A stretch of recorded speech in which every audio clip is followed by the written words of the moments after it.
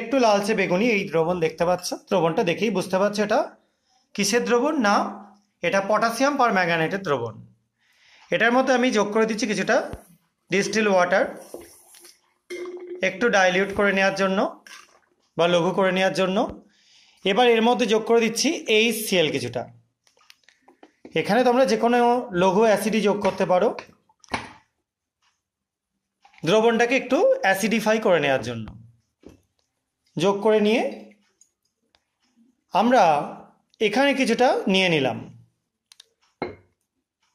এবার এই অংশটার মধ্যে আমরা যোগ করে দেবো সোডিয়াম সালফাইড সলিউশন, অর্থাৎ অ্যাসিডিফাইড KMnO4 এর মধ্যে যোগ করছি সোডিয়াম সালফাইড। এবার তোমরা লক্ষ্য করো কি পরিবর্তন ঘটছে। দেখতে পাচ্ছ দ্রবণটার বর্ণ আস্তে আস্তে কিন্তু চলে যাচ্ছে, বা যে পরিমাণ গাঢ় কালারটা ছিল সেটা কিন্তু নেই। এবার দেখো একদম পুরো বর্ণটা ভ্যানিশ হয়ে গেল, চলে গেল একদম। আরও কিছুটা আমি যোগ করে দিচ্ছি। দেখো আবার কিছুটা সোডিয়াম সালফাইড যোগ করে দেওয়া হচ্ছে। মিডিয়াম কিন্তু সেই অ্যাসিডিকই আছে, দেখো কালারটা চলে গেল। অর্থাৎ এখানে সোডিয়াম সালফাইড দ্রবণ অ্যাসিডিক মিডিয়ামে H2S তৈরি করলো, হাইড্রোজেন সালফাইড, যেটা পটাশিয়াম পারম্যাঙ্গানেটের Mn+7 স্টেট থেকে সরাসরি নিয়ে চলে গেল একদম +2 স্টেটে, MnSO4 তৈরি করে ফেললো।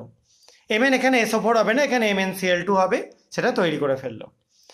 এখানে আমি নিয়ে নিয়েছিলাম কিছুটা মোর সল্ট, সলিড অবস্থায় রয়েছে, তার মধ্যে আমি কিছুটা জল ঢেলে দিচ্ছি।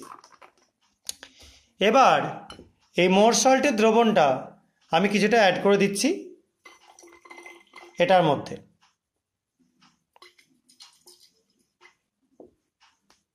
দেখো বাকিটুকু অ্যাড করে দিলাম।